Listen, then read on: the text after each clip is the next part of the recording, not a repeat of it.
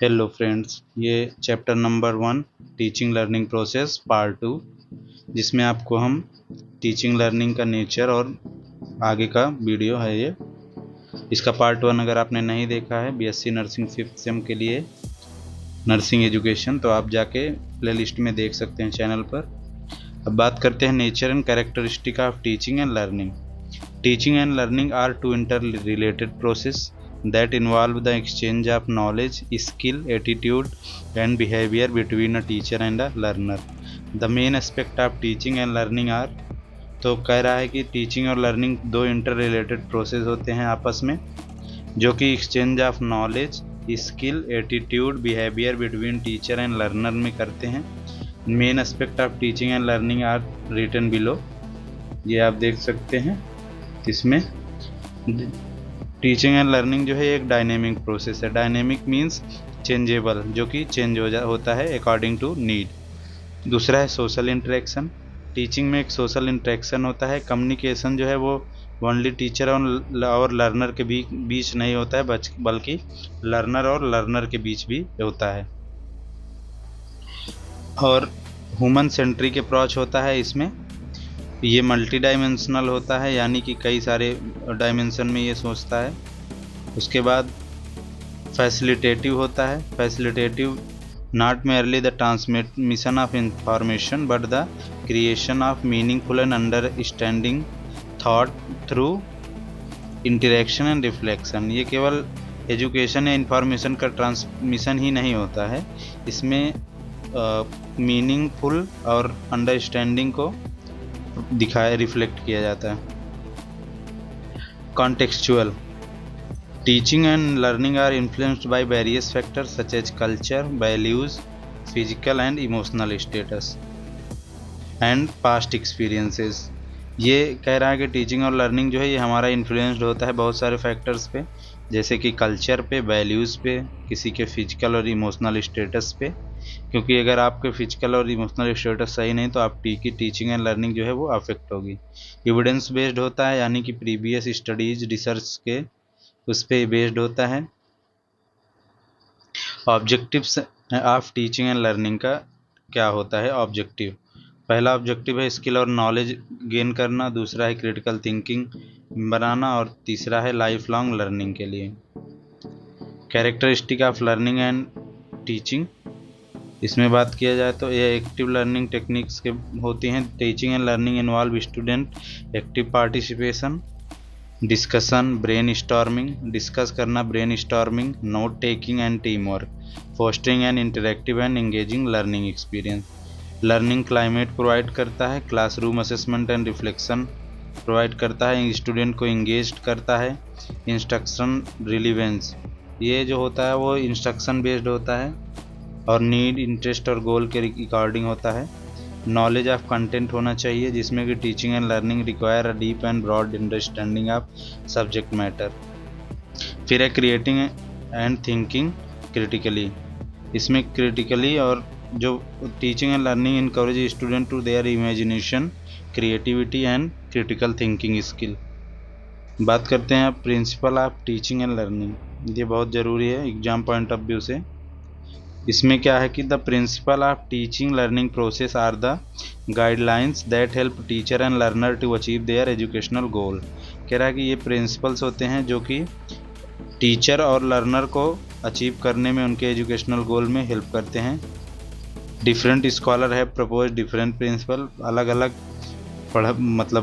शोधकर्ताओं, वेदाताओं ने ये कहा है कि अलग अलग प्रिंसिपल्स दिए हैं, जिसमें प्रिंसिपल ऑफ इंगेजमेंट, यानी कि engaging student in learning process is essential, यानी इंगेजमेंट में यह है कि उन्हें काम में लगाए रखो। दूसरा है प्रिंसिपल ऑफ मीनिंगफुल कनेक्शंस, जो वो पढ़ रहे हैं वो उनको न्यू इन्फॉर्मेशन और कॉन्सेप्ट के साथ मिले, विथ देयर प्रायर नॉलेज और एक्सपीरियंस के अकॉर्डिंग मिले। साथ ही साथ मीनिंगफुल कनेक्शन हो, ये नहीं मतलब गोल फिक्स्ड ओरिएंटेड होना चाहिए। प्रिंसिपल ऑफ एक्टिव लर्निंग, इसमें लर्निंग जो है वो एक्टिवली होनी चाहिए। प्रिंसिपल ऑफ इंडिविजुअल डिफरेंसेस, अलग अलग लोगों में डिफरेंस होता है, मतलब student have diverse learning needs and learning style. कोई बच्चा कैसे पढ़ लेगा, कोई बच्चा कैसे पढ़ लेगा, तो सबको डिफरेंट इंस्ट्रक्शंस प्रोवाइड होना चाहिए according to their individual capacity. Principle of feedback and assessment, इसमें फीडबैक भी मिलना चाहिए और असेसमेंट भी मिलना चाहिए। Regular and timely feedback is crucial for proceeding further knowledge. Student learning, formative assessment such as quizzes. अब इसमें दो प्रकार के असेसमेंट होता है, एक होता है फॉर्मेटिव असेसमेंट, एक होता है समेटिव। फॉर्मेटिव असेसमेंट वो होता है जो ड्यूरिंग स्टडी, जैसे आपको 5 घंटे की क्लास है तो 2 घंटे के बीच में ही आपसे उसके बारे में असेसमेंट कर लें। और समेटिव होता है कि जब 5 घंटा कंप्लीट हो जाए उसके बाद आपसे असेसमेंट करें। फिर है principle of active reflection. Active reflection is integral part of learning, it promotes metacognition, self evaluation and development of critical thinking skill. Students should be encouraged to reflect on their learning, set goals, identify area of improvement and explore different approaches of learning। यानी कि इसमें active reflection यानी कि दिखना चाहिए, जब student पढ़ रहा है तो वो चीज़ें दिखना चाहिए with these improvements. Principle of relevance, relevance यानी कि what we should do priority. Learning is a more meaningful when student can see its relevance to their life. मतलब उसका रिलेवेंस क्या है उनके लाइफ में, अगर स्टूडेंट को दिखता है तो वो अच्छे से पढ़ाई करते हैं। तो ये चीज़ उन्हें दिखना चाहिए कि जो पढ़ रहे हैं क्या वो रिलीवेंट है या नॉन इरिलीवेंट है।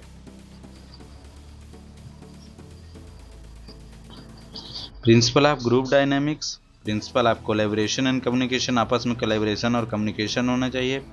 Principle of flexibility and adaptability, principle of creativity, उनके अंदर फ्लेक्सिबिलिटी होनी चाहिए, एडाप्टेबिलिटी होनी चाहिए चीज़ों को लेके। Principle of creativity, encourage creativity in both teaching and learning process. अलग अलग तरीके की क्रिएटिविटी होती है, किसी की राइटिंग अच्छी है, किसी को प्रेजेंट करना अच्छा आता है, तो ये सब चीज़ें हमें करना चाहिए। Principle of lifelong learning, जैसा कि आप जानते हैं learning is a lifelong process, तो principle of lifelong learning होनी चाहिए, यानी कि टीचर को भी अपना नॉलेज हमेशा के लिए बढ़ाते रहना चाहिए। अब बात करते हैं barriers to teaching and learning. बहुत सारे बैरियर्स हैं जो टीचिंग और लर्निंग में बैरियर्स बनते हैं। तो बात की जाए बैरियर्स की, तो ये बैरियर्स आते हैं टेक्नोलॉजी चैलेंजेस, कई टीचर ऐसे हैं जो टेक्नोलॉजी का यूज नहीं कर सकते, पीपीटी का नहीं यूज कर सकते। Lack of parental involvement, parental involvement यानी कि पेरेंट्स का इन्वॉल्वमेंट नहीं होता है। टीचर फैक्टर, टीचर के कई सारे फैक्टर होते हैं, वो डिस्क्रिमिनेट कर सकता है, वो आपसे हेट कर सकता है, कई बार वो आपको कई बार बिना अननेसेसरी पनिश कर सकता है। असेसमेंट प्रैक्टिसेस भी बैरियर्स होती हैं कि अगर सही से असेसमेंट ना किया जाए स्टूडेंट को। क्लासरूम का इन्वायरमेंट कैसा है, अगर नॉइस है वहाँ पे या फिर क्लास में बहुत सारा टेंस है, तो ये सब चीज़ें बैरियर्स बन सकती हैं। लैक ऑफ इंगेजमेंट, अगर बच्चों को सही से इंगेज नहीं किया गया वर्क में, ये भी। लैक ऑफ रिसोर्सेज, या मान लीजिए कॉलेज में आपके रिसोर्सेज नहीं अवेलेबल हैं, वो भी प्रॉब्लम क्रिएट करता है। सोशियो इकोनॉमिक फैक्टर, गरीबी, अमीरी, बहुत सारी चीज़ें जो है ये भी बैरियर बनते हैं। गरीबी कैसे, आप कॉलेज तक पहुंच ही नहीं पाएंगे, स्कूल तक। लैंग्वेज एंड कल्चरल बैरियर, ये भी एक बड़ा बैरियर है। Learning disability and special needs, learning disability यानी ADHD के बारे में आपने सुना होगा, या फिर उसको MR है, मेंटली रिटायर्ड है, तो ये सब चीज़ें आपको प्रॉब्लम क्रिएट कर सकती हैं। अगर आपको और डीप में पढ़ना है तो आप ये देख सकते हैं। आई थिंक इस चीज़ आपको समझ में आ गई होगी। अब बात करते हैं लर्निंग थ्योरीज की। Learning theories are abstract framework that described how knowledge is received and processed during learning experiences. There are learning theories. Learning theories are abstract framework that describe how knowledge is received and processed during learning experiences. There are different type of learning theories, जैसे कि पहला है behaviorist learning theory, दूसरा है cognitive learning theory, third है psychodynamic learning theory, फिर है humanistic learning theory. अब बात करते हैं सबसे पहले बिहेवियरिस्टिक लर्निंग थ्योरी की। Behaviouristic learning theory, behaviourism also known as behaviouristic learning theory, ये हमें बताता है कि बिहेवियर कैसा होना चाहिए। तो एक्सटर्नल और internal, external observable aspect of behaviour over internal mental processes. तो passive learner, the learner is relatively passive, वो एक्टिव नहीं होता है, वो शांति से सुनता है। Learning is based on associations between stimuli and responses. फिर टीचर का रोल क्या होता है, तो teacher play a vital role influencing learning through observation and selection of motivating experiences of optimal learning retention and transfer. Transfer of learning क्या है, learning goal is transfer to other setting enhance when practice and transfer condition align. Teaching effectiveness, teaching कितनी effective होती है, the effectiveness of teaching relies on identifying appropriate stimulus condition reinforcement practice and feedback से आप हम teaching को more effective कर सकते हैं। Behaviourist perspective on learning, classical conditioning. Classical conditioning was first given by Ivan Pavlov. ये exam के basis पे बहुत ही इम्पॉर्टेंट है, एग्ज़ाम के बेसिस पे, जिसमें कि given by Ivan Pavlov. Classical conditioning आपने साइकोलॉजी में भी पढ़ा रहा होगा। क्लासिकल कंडीशनिंग, a Russian psychologist who studied the digestive system of dog, he noticed that salivation not only when they saw food but also when they heard a well that was paired with food delivery. Classical conditioning is when a neutral stimulus becomes associated with a natural stimulus that triggers an automatic response। यानी क्या होता था इसमें कि एक dog था जो कि ये डॉग है, वो मान लीजिए, इसको क्लासिकल कंडीशनिंग में ये दिखाया गया था कि इसको सलाइवेशन तब स्टार्ट होता था जब ये फूड देखता था। उसके अलावा फूड देखने पे तो इसको होता ही था, साथ ही साथ इसको जब ये बेल जो है बेल बजती थी तो बेल से भी इसको सलाइवेशन स्टार्ट हो गया था। यानी कि इधर इंसान बेल बजाता, इससे सलाइवेशन स्टार्ट हो जाता। फूड देखने पे तो हर डॉग को होता है, लेकिन इसको जो है बेल बजने पर भी सलाइवेशन स्टार्ट हो जाता था। अब बात की जाए एप्लीकेशन इन क्लासरूम, तो क्या कर सकते हैं, use attractive learning aid, decorate classroom, encourage group work, greet student warmly, provide clear instruction. यानी कि वो चीज़ हम यहाँ पे भी कैसे कर सकते हैं, देखो, स्टिमुलस प्रोवाइड बाय इंस्ट्रक्टर, आप ये देख सकते हैं, ये रिस्पॉन्स बाय लर्नर, और ये रीइंफोर्समेंट्स प्रोवाइडेड बाय इंस्ट्रक्टर। यानी कि किसी भी इंस्ट्रक्टर के द्वारा अगर अच्छा रिस्पॉन्स दिखाया जाता है, अच्छे से पढ़ाया जाएगा, तो रिस्पॉन्स लर्नर के द्वारा अच्छा मिलेगा। आपका कोई टीचर हो, अगर वो अच्छे से पढ़ाता है तो स्टूडेंट भी इंगेज होते हैं। अगर स्टूडेंट इंगेज हो रहा है तो उन्हें आप रीइंफोर्स करिए, यानी उनको आप कोई ना कोई मतलब एक हिसाब से एज ए उन्हें रिवार्डिंग करिए, यानी उन्हें शाबाशी दीजिए, उन्हें बताइए, जिससे क्या होगा कि स्टूडेंट जो है वो इंगेज्ड रहेंगे। बात आती है ऑपरेंट कंडीशनिंग की। ऑपरेंट कंडीशनिंग ये क्या है, ऑपरेंट कंडीशनिंग जो है ये BF स्किनर ने दिया था, आप देख सकते हैं, ये भी इम्पॉर्टेंट है।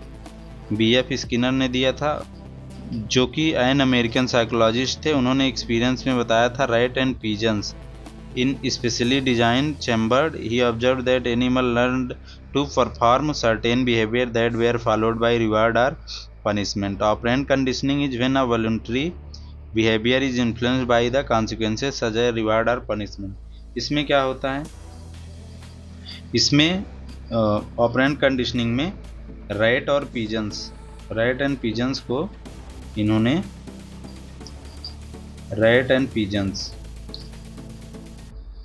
इसमें इन्होंने ये देखा कि उन्हें एक, मान लीजिए रैट को हम रैट ट्रैप में रखते हैं, ठीक, या फिर पिजन को हम उनके उसमें रखते हैं।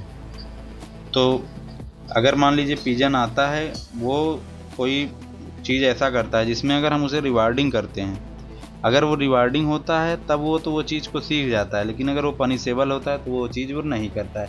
जैसे कि अगर कोई डॉग है या फिर कोई रैट है, तो अगर रैट आता है और उसको आप किसी चीज़ स्टिक से मार देते हैं या फिर वो वहीं आके ट्रैप हो जा रहा है ऐसी कोई एक्टिविटी करने से, तो वो अगर उसको आप छोड़ देंगे तो एक बार आएगा, 2 बार आएगा, लेकिन अगर फिर फंस जाएगा आके बार बार ट्रैप होगा, तो वो रैट फिर दोबारा वहाँ आने से डरेगा। और इस तरह पिजन है, अगर उसे आप कहीं आ रहा है और अगर आप उसे दाने डाल रहे हैं तो वो आएगा बार बार, लेकिन अगर वो आ रहा है और हर बार नेट में फंस जा रहा है तो एक बार आएगा, 2 बार आएगा, लेकिन थर्ड टाइम वो नहीं आएगा। तो यही है ऑपरेंट कंडीशनिंग, यानी कि नीड के हिसाब से इस वो जो हैं अगर रिवार्डिंग है या पनिशमेंट है तो उसी हिसाब से वो कंडीशनिंग कर लेते हैं और उसी हिसाब से रिस्पांस प्रोवाइड करते हैं। क्लासरूम में इस चीज़ को कैसे अप्लीकेट कर दिया जाता है, जैसे कि अगर कोई अच्छा बच्चा पढ़ रहा है उसे आप रिइंफोर्स करिए पॉजिटिव बिहेवियर से तो वो पढ़ेगा, लेकिन अगर आप डिमोटिवेट करेंगे, एक बार 2 बार कोई क्वेश्चन का आंसर वो बार बार बता रहा है और अच्छा सही बता रहा है, लेकिन आप उसे ह्यूमिलिएट कर रहे हैं या कुछ ऐसा कर रहे हैं, तो फिर उसका मन नहीं होगा फिर कि वो दोबारा क्लास में ये चीज़ बताए। Use attractive learning aids, learning aids जो हैं वो अट्रैक्टिव होने चाहिए। डेकोरेट क्लासरूम, क्लासरूम को डेकोरेट करिए। यहाँ डेकोरेट का मतलब है कि क्लास बेल अरेंज्ड होनी चाहिए। उसके बाद इनकरेज करो उन्हें ग्रुप वर्क के लिए, ग्रीट करो स्टूडेंट को। उसके बाद प्रोवाइड क्लियर इंस्ट्रक्शन प्रोवाइड करो। फिर है cognitive learning theory. The origin of cognitive learning theory trace back of beginning of western philosophy. The key feature such as Plato, Descartes, William James, John Dewey, Jean Piaget, range of concept इन्होंने दिया था around metacognition which involve reflecting one's on thought process. जो cognitive learning theory इसमें social cognitive theory, behaviour cognitive theory. Social cognitive theory said that learning is very social, happening when around other people. Social interactions with peer teacher directly affect how learning occur. Behavior, the idea say that what one thinks affect how they act. Behavior cognitive theory यही करती है कि जो जैसा सोचता है वो उसे अफेक्ट करता है कि वो करेगा क्या। एप्लीकेशन इन क्लासरूम में journaling, peer to peer interaction करा सकते हैं, प्रॉब्लम सॉल्विंग करा सकते हैं। अब बात करते हैं साइकोडायनेमिक लर्निंग थ्योरी का। साइकोडायनेमिक लर्निंग थ्योरी जो है which originated from Freud psychoanalytic theory. Psychodynamic Freud के साइको एनालिटिक थ्योरी से आती है। Psychodynamic theory learning theory is an approach to understanding how people learn by examining their internal process, specially their unconscious drive and childhood experiences. फिर बात आती है कि इसे हम अप्लीकेट कैसे करेंगे क्लास में। तो अप्लीकेट इसे हम ऐसे करेंगे, observe and reflect on student behaviour considering unconscious drive, यानी कि उन्हें बताओ कि आप कैसे याद कर सकते हैं and you can do it. Personalise support based on student unique background and motivations, उसे मोटिवेट करो, उससे पर्सनलाइज्ड सपोर्ट दो। इनकरेज करो ओपन कम्युनिकेशन को, ट्रस्ट बनाओ और एक्सप्रेशन ऑफ अनकॉन्शियस थॉट को एक्सप्रेस करो। Recognise and address emotional wellbeing to enhance engagement, integrate journalism and reflection exercises to self discovery, provide individualized counseling to address unconscious barriers। उसके साथ कई सारे barriers हो सकते हैं मे बी स्टूडेंट के साथ, तो आप उसे पर्सनल काउंसलिंग दो जिससे कि उसे पता चले कि उसके अंदर प्रॉब्लम क्या है, कहाँ से उसे दिक्कत आ रही है। फिर बात आती है humanistic learning theory. Humanistic learning theory is a student centred approach that focuses on need, feeling and choices of student, जिसमें self actualisation, intrinsic motivation, affective learning और हॉलिस्टिक एजुकेशन। यानी कि self actualisation the ultimate goal of learning is to help student reach their full potential होता है। फिर intrinsic यानी internal, student self से motivate होना चाहिए।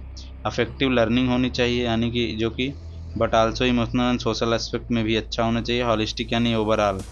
अब बात करते हैं latest approaches to learning. Latest approach क्या क्या है लर्निंग में। पहला है एक्सपीरियंशियल लर्निंग, दूसरा है reflective learning, scenario based learning, simulation based learning and blended learning. ये अप्रोचेज हैं।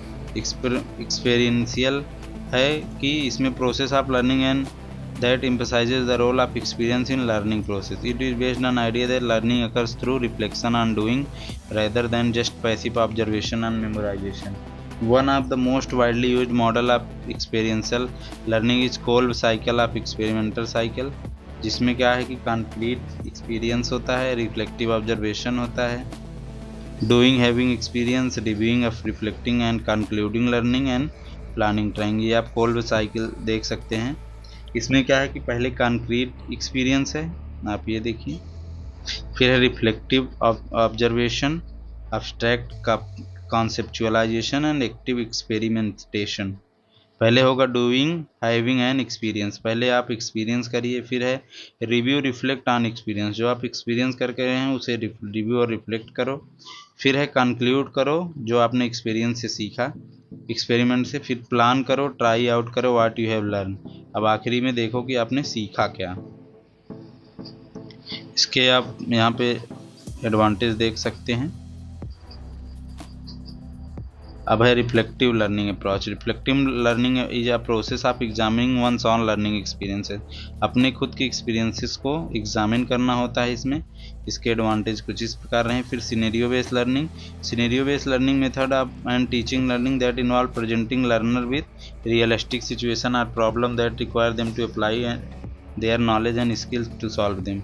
यानी कि कोई सिनेरियो प्रोवाइड कर दिया जाए और उसके हिसाब से आप अगर लर्निंग करें तो ये सिनेरियो बेस्ड लर्निंग होता है, जो कि गिब्स साइकिल में दिखाया गया है। डिस्क्रिप्शन हैपेंड से लेके ऑल आप देख सकते हैं। सिमुलेशन बेस्ड लर्निंग, यानी कि आपको सिमुलेशन, जैसा कि सिमुलेशन लैब्स में होता है उसी प्रकार से रियलिस्टिक सिनेरियोज प्रोवाइड किए जाते हैं। ये सिनेरियो बेस्ड लर्निंग से थोड़ा सा मैच भी करता है। नाउ चैप्टर जो है एंड पे है। Blended learning is a teaching process that combine different method of delivering content such as online and face to face instruction to enhance the learning experiences. उसके बाद आप ये देख सकते हैं, ये चैप्टर के कुछ MCQs हैं, आप फॉलो कर लीजिए। चैप्टर 1 एंड हो गया है। इसके बाद अब सेकंड चैप्टर का वीडियो जल्दी आएगा।